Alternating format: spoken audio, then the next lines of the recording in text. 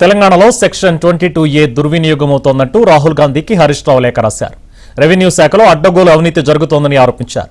అవినీతి ఆరోపణలు ఎదుర్కొంటున్న మంత్రి పొంగులేటిని వెంటనే బర్తరఫ్ చేయాలని డిమాండ్ చేశారు. జూబ్లీహిల్స్, బంజారాహిల్స్ సహా హైదరాబాద్, రంగారెడ్డి, మేడ్చల్, సంగారెడ్డి జిల్లాలలో హెచ్ఎండిఏ అనుమతులు, వేలాది ప్రైవేట్ ఆస్తులను ఏకపక్షంగా 20TA జాబితాలో పెడుతూ వేధింపులకు గురిచేస్తున్నారు. రెవెన్యూ శాఖలో ప్రైవేటు వ్యక్తుల లాభం కోసం ఇంత కుంభకోణం జరుగుతున్నా సీఎం రేవంత్ రెడ్డి చర్యలు తీసుకోకపోవడం కాంగ్రెస్ ప్రభుత్వ వైఫల్యానికి నిదర్శనమని హరీష్ రావు విమర్శించారు.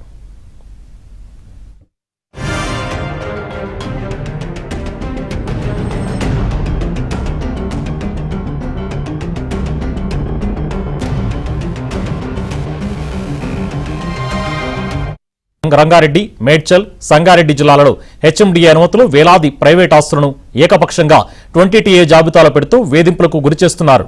రెవెన్యూ శాఖలో ప్రైవేటు వ్యక్తుల లాభం కోసం ఇంత కుంభకోణం జరుగుతున్నా సీఎం రేవంత్ రెడ్డి చర్యలు తీసుకోకపోవడం కాంగ్రెస్ ప్రభుత్వ వైఫల్యానికి నిదర్శనమని హరీష్ రావు విమర్శించారు.